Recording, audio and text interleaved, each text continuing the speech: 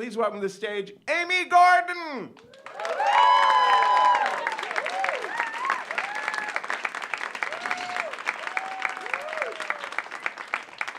Cool, hi, yes, I'm Amy Gordon. My friends call me Amy G, and I am a clown. I know I don't look like a clown. It's been a long time since I've worn the red nose and big shoes. These days I go for a red lip and a heel. And something, sparkly and fabulous, and maybe a feather or two. And then I take, in my performances, I generally take that fabulousness and I sort of deconstruct it and tear it apart, one failure at a time. And then at the end, there's a sort of vulnerable human that gets a win. But I think that's what clown really is. Clown has had a lot of bad PR over the past several decades. But that is really the essence and the meat of clown work. It's not balloon animals, it's failure.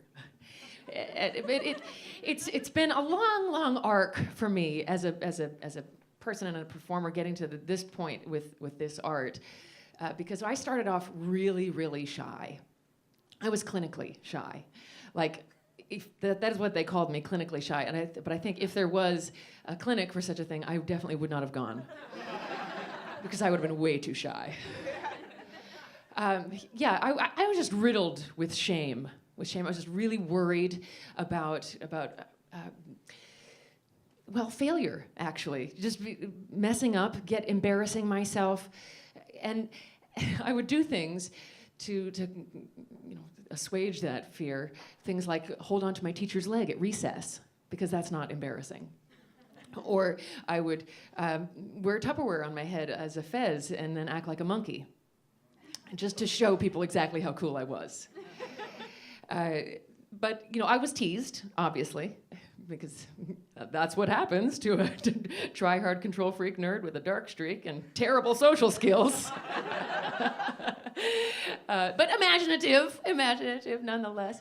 So in lieu of therapy, I would hide. I would go home and find the smallest, darkest room that I could find, or just space, any little womb-like chamber would do. And in that judgment-free zone, I was free to imagine the most incredible shows. I imagined songs and dances and hilarious characters and really funny gags and practical jokes that I would play on the next person that came in, all of which I would just never, ever do, of course, because I was way too shy, until I did. And it was about 4 years ago when I put my solo show on at the Edinburgh Fringe Festival. It was about entertainment and shame, uniquely called Entershamement. And in this show, I take everything that I'd ever been ashamed of, and I made a big musical song and dance comedy number about it. And it was a very interesting thing going through making this show. Obviously, I had to come up against all sorts of things, publicly and privately. But there I was, taking it finally to be seen, to be really seen at the world's biggest performing arts market. And there I am at the end of the festival. It's a 3-week festival, and a couple more shows to go. But I am terribly sick. I had gone alone because it's a really expensive prospect to go there, and I'd just done everything by myself. And there I was, right before my show, about 5 minutes before my show. I've got to do all of the changing from the comic over to me into my very complicated try hard show. But I kind of have to pee. And I am looking at the clock, 5 minutes. The bathroom is upstairs. I'm wearing a heel. I am also wearing about 7 layers of costumes. It was stacked one on top of the other, and gags stuffed into every little nook and cranny. And then a microphone and some wires and some taping, and it is going to take me about 10 minutes to go pee. More if the acoustics are good. But I think I'm not going to do it. I'm not going to do it. I can handle it. I'm an adult. I'm totally in control of this moment. So I'll just hang in there. Little did I know that the comic before me was going to go 20 minutes over that night. Yeah. I will never forget the look on his smug, ugly face as he passed me in the wings. He was talking to his manager, and he said, I don't know what was up with me tonight. I was just really fucking on a roll or something. He did not apologize, but he did give me this story. So, thank you. There is one moment in my show where I'm off stage, and it's about halfway through my show, and it's a quick change at the best of times. I am ripping off a feather dress and a wet leotard, and I'm briefly naked. And in that moment, I turn to the tiny little Scottish woman that is there to help me with the change, and I sort of scream, whisper at her, say, "I need a bucket." My kingdom for a pot to piss in. I shit you not, I actually said those words because I am actually still a nerd even under stress. So I'm putting on a grass skirt and a puppet bra that's a skull that's attached to my toes that sings with me on the next number. And she says, "What?" And I'm like, hear my music cue, and I'm like, "Never mind, I'm fine." And then I dance back onto stage.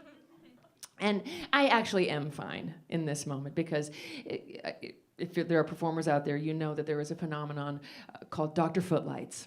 And as soon as you are on stage, Dr. Footlights, which is this curative balm, it's sort of a mix of laughter and attention and good lighting that just takes care of any discomfort or pain that a performer might have. So you just don't feel anything once you're on stage. And that got me through at least an hour of my show. And actually, it got me more than through it. I was killing that night. It was so much fun. It was the end of the festival. It had good reviews. So this big theater that I never should have gotten such a big theater, but I was finally getting at least close to full, and there were critics in the house, and it was actually a minor miracle that it was still going well when I knew that there were critics in the house, because yes, I do still have judgment issues. So it was all going incredibly well. Even my landlord for the whole Edinburgh run was up in the house somewhere, and I wanted desperately to impress that guy because he had a beautiful house that he could offer me next year for free if he liked my show well enough. So I was thrilled that things were going as well as they were going. And we got to the last act of the show, and now my last act in this show is my oldest, most familiar, most sort of solidly killing act. And crossing that preliminary finish line, the relief of that just went straight to my bladder. And the lights changed, and I realized that this just might not work out so well. But of course I pulled it together, and it was, I've got this, I have 5 minutes left. Of course I've got this, no big deal. I go into the next section of the show, and this is where I deal with my American shame.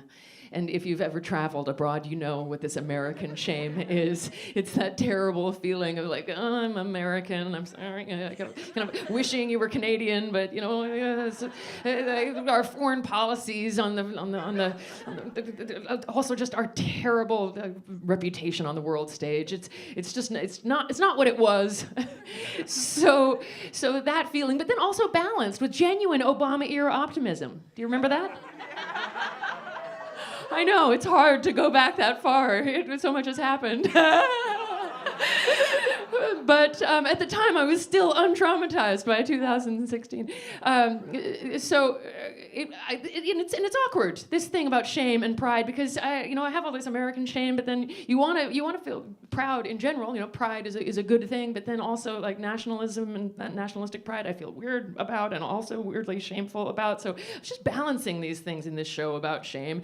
But the way that I do that is that I play America the Beautiful in 3-part harmony from 3 different kazoos from 3 different orifices. I'll let that settle in. It is a killer act. It works every time. But it's all in the delivery. Everything is always in the delivery, but it's really in the preparation.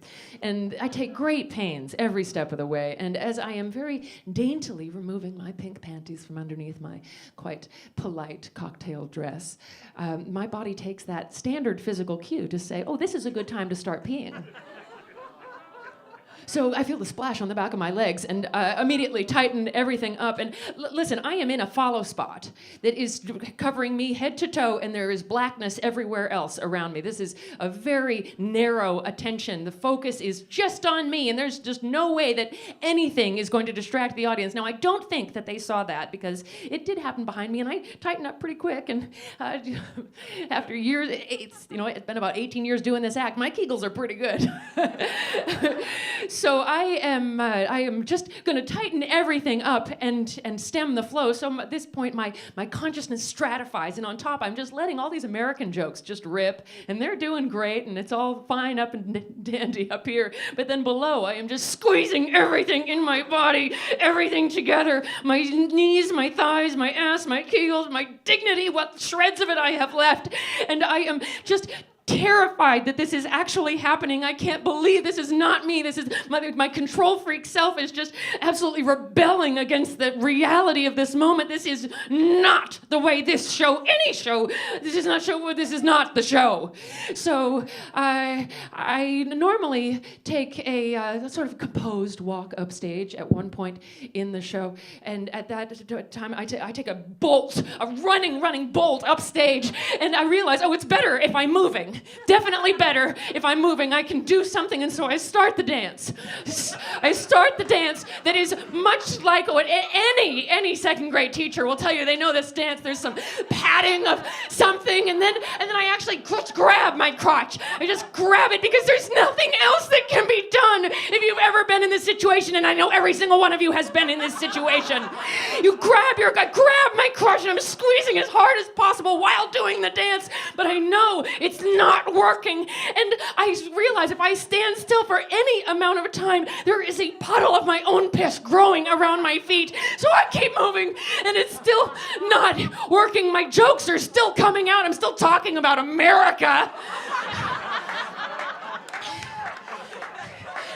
And then I do the only thing, it was a brainstem activity. What happened next? I had zero control, clearly, of the situation. I just bolted for the darkness, and I ran to the darkness. And in that moment where I felt the cool, unwatched gaze, that comfort of being completely not looked at, and I felt like I did in the hall closet when I was 10, and it was so good until the follow spot found me.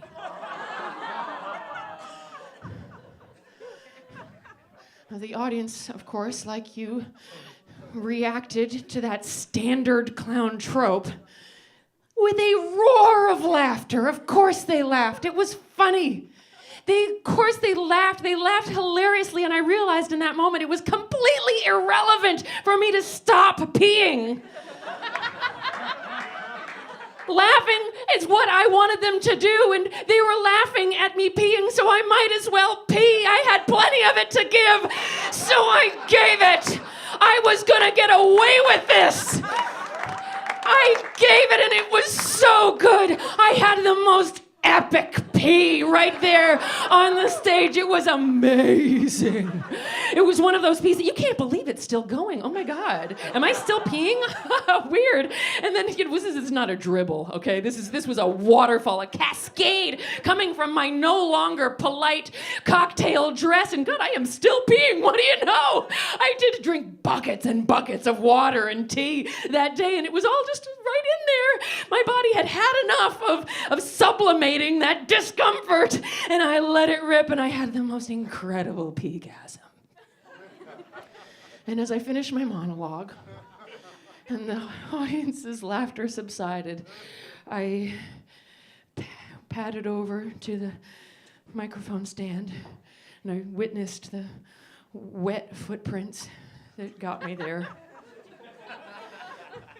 I picked up the microphone stand and traced them back, those wet little footprints, and I put the mic stand right in the middle to obscure at least part of that terrible reflecting pool. And, when I was a young woman studying clown, they taught me to love the flop. They taught me to live most fully in that moment when you are failing your hardest. And for an overachiever, control freak weirdo like me, that was always really hard to grasp. How would a person do that?